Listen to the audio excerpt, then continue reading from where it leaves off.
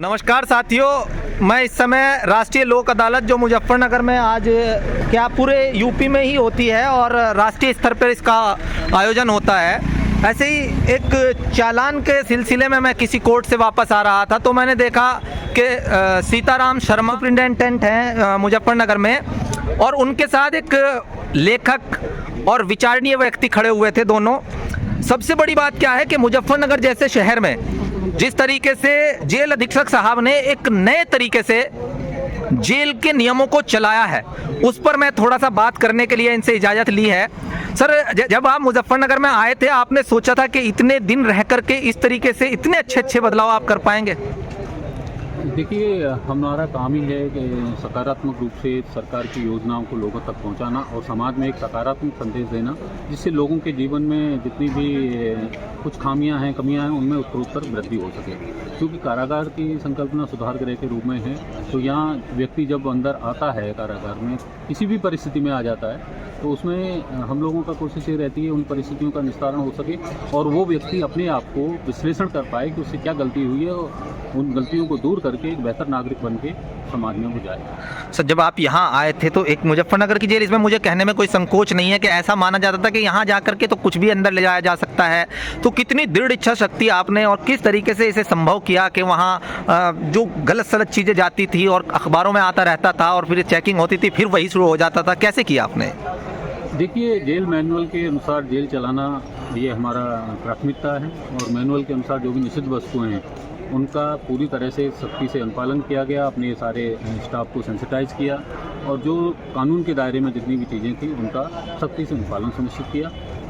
अधीक्षक साहब, सबसे बड़ी बात, आप आध्यात्मिक हैं। आध्यात्मिकता को अपनी ड्यूटी से जोड़कर कैसे देखते हैं? ये एक बहुत अजीबोगरीब बात लगती है। लोग किसी पद पे आकर के भूल जाते हैं कि धर्म भी कोई चीज़ होता है। आपने लोगों को भी वहाँ धार्मिकता से जोड़ा है, कैसे सर?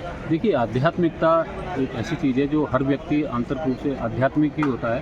कहीं ना कहीं एक कोई सत्ता है जो संपूर्ण सृष्टि को चला रही है, उसको अगर आप धार्मिक दृष्टिकोण से ईश्वर का नाम दे सकते हैं या किसी अन्य तरह से स्पिरिचुअलिटी को आप साइंटिफिकली डिफाइन कर सकते हैं, तो निश्चित है जो हमें अपनी प्रेरणा मिलेगी कहीं से, उसके लिए कोई तो प्रेरणा स्रोत रहना ही चाहिए सृष्टि के संचालक के रूप में।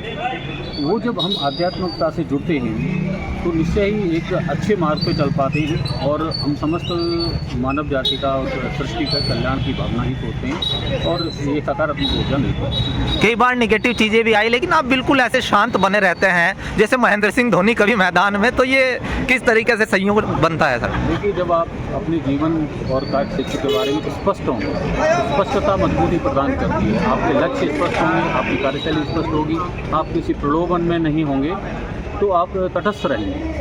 तो अगर नकारात्मकताएं आती हैं, निश्चित जीवन में आएंगी। जीवन है तो यहाँ सकारात्मकता भी नकारात्मकता भी है, वो बहुत सारी चीज़ें आती हैं। जब हम क्लैरिटी होती है हमारे विचारों में, तो हम लोग अपने रास्ते को देखते हैं, साथ में जो भी चीज़ें आ रही हैं, ये भावना रहती है कि वो हमारी पॉजिटिविटी से टकराएंगी और वापस चली जाएंगी नेगेटिविटी। धन्यवाद सर। सर, दो शब्द आप बहुत करीब से जानते हैं, क्या कहना चाहेंगे? बहुत लोगों को से आप मिले हैं, किताबें लिखी, बड़े बड़े लोगों तक, मुख्यमंत्री तक गए हैं, तो क्या कहना चाहेंगे सर के बारे में आप? सर के बारे में मैं इतना ही कहना चाहूँगा कि ये किताब नहीं, अपने आप में एक ग्रंथ है और जेल में जो सुधार किया है वो अभूतपूर्व है और बहुत क्रांतिकारी है और आने वाले भविष्य में जो इन्होंने किया उसके बड़े सुखद और सकारात्मक परिणाम रहेंगे जेल के लिए। जैसा आपने कहा कि जेल कभी बदनाम रहती थी, गलत कामों के लिए जानी जाती थी, लेकिन अब हम उम्मीद करते हैं कि भविष्य भी सुखद ही रहेगा। और इनके सानिध्य में काम करते हुए हमने संस्थागत रूप में काम किया, कई संस्थाओं के साथ काम किया, तो सर ने बड़ा कोऑपरेट किया और हमें भी इनके साथ बहुत कुछ सीखने का, करने का मौका मिला है। हम इनका धन्यवाद करते हैं, आभार व्यक्त करते हैं कि जीवन में जो कुछ सीखा है उसको हम आगे फॉलो करेंगे। धन्यवाद।